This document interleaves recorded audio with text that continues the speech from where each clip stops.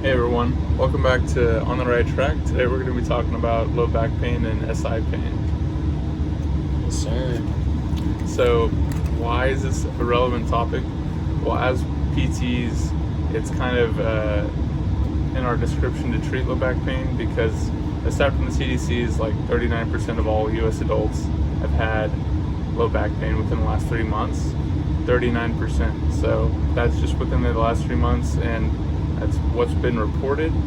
So it's a huge deal. Tons of people are dealing with it. So we're trying to demystify low back pain for y'all today. Yeah. And I think another statistic was like after the age of 30, over 80% of people experience lower back pain at some point in their life. So we just kind of wanted to break down the different classifications of back pain, how you can address it, and some strategies to help prevent it.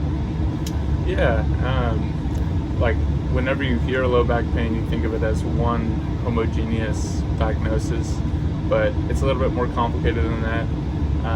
And the first thing we have is disc herniations. So you can think about your spine as a layer, well, I guess just stacks of blocks on top of each other, and then they can move, and there's like a little jelly donut in between the two pieces of bone. And so if there's an abrupt or like a very sharp acute change in that spine, that jelly donut can burst, and basically it can bulge out and compress a spinal nerve, which is what your vertebrae are trying to protect. Mm-hmm. And really the only way to diagnose that is with imaging. So unless you fit the criteria of disc herniations, you don't really know if you have one until you've actually had imaging. So it kind of falls under a broader classification, which is lower back pain with referred radiating pain. Because usually if you have discogenic pain and it's compressing some type of nerve root, the worse the symptoms get, the more the symptoms spread. They'll either spread out from that location or even down your leg. So that's referred radiating pain. And the radiating portion of that tells you that it is nerve pain. So it's your nerve signaling that there's either a compression above, or there's an irritation above, or there's an inflammation somewhere in the system, and that nerve root is irritated. And that we know that because of dermatomes. So dermatomes, you can think about it like your spinal cord is just like an electric cable going from your head to your foot, and there's little cables, smaller cables that come out from the main cable in the spinal segment. They go out to innervate your thumb, or they go out to innervate your knee, and they just leave at different portions. So wherever you're feeling pain, we as physical therapists can kind of give our best guess of where the herniation or the irritation might be based on where the spinal nerve might be impinged.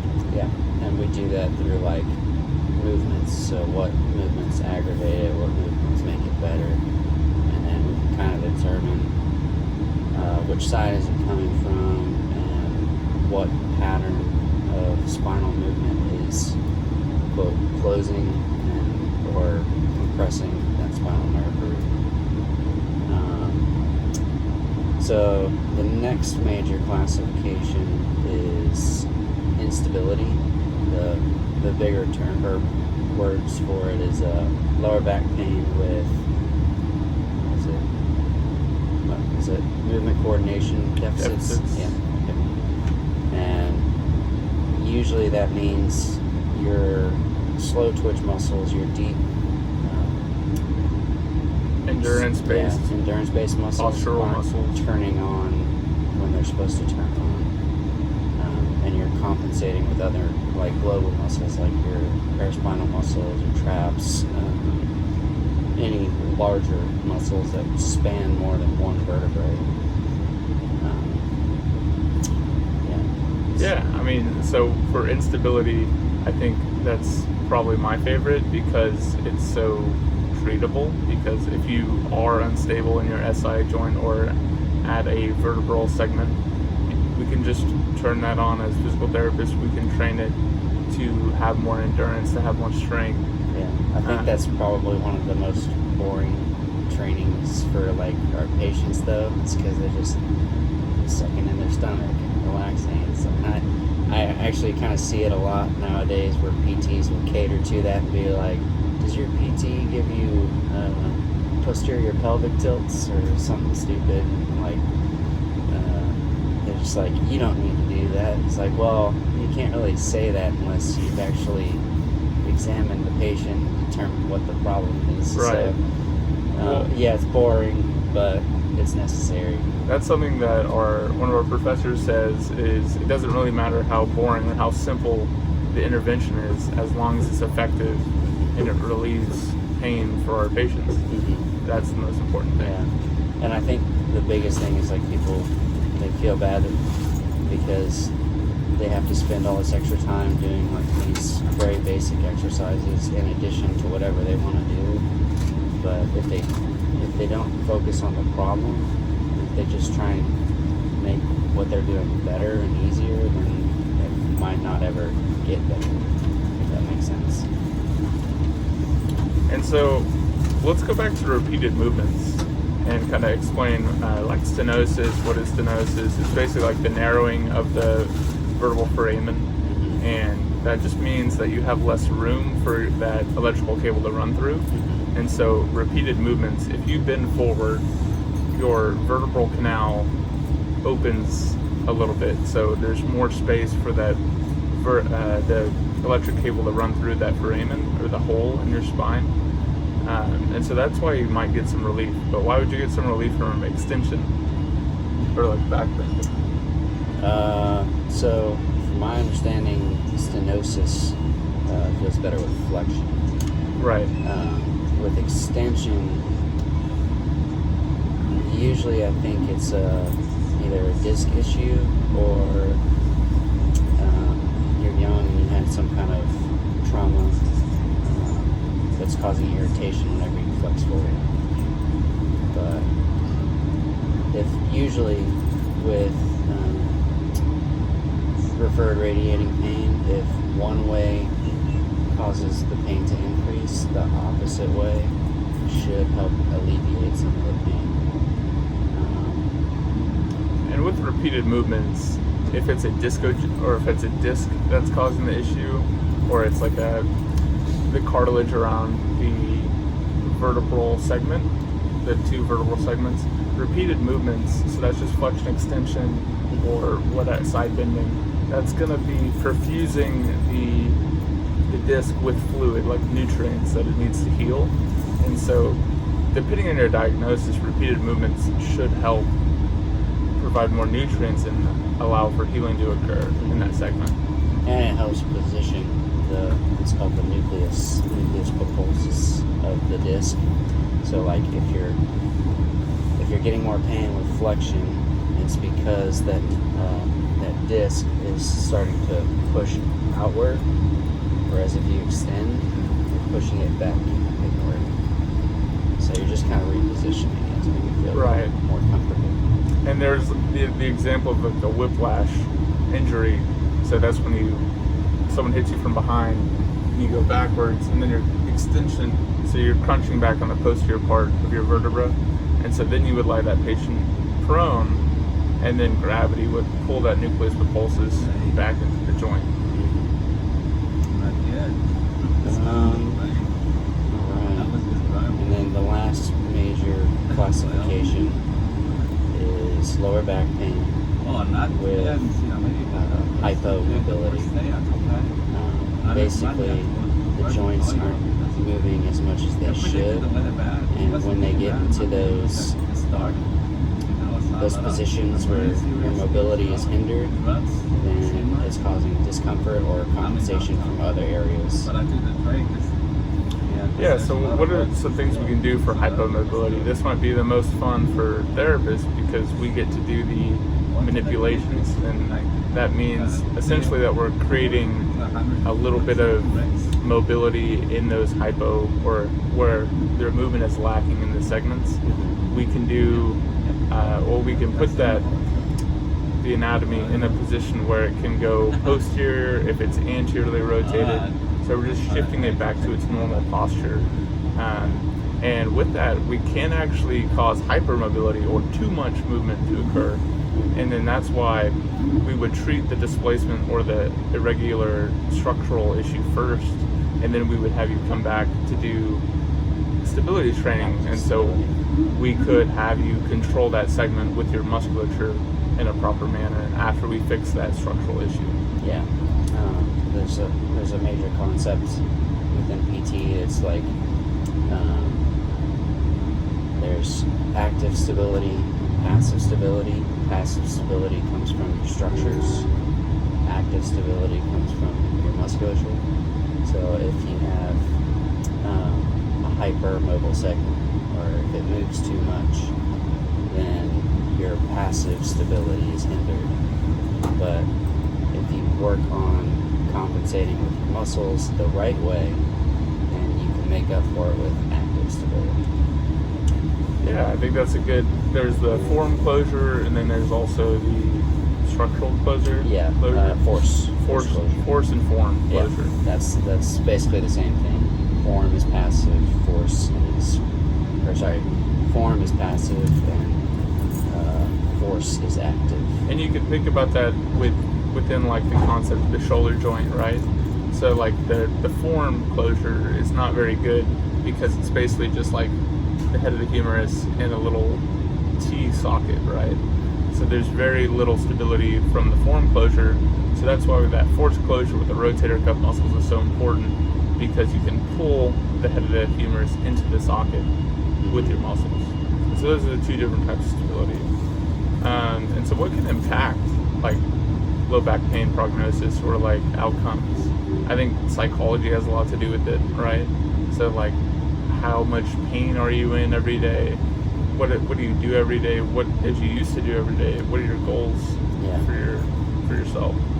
Well, like one of the major ones is like mental health.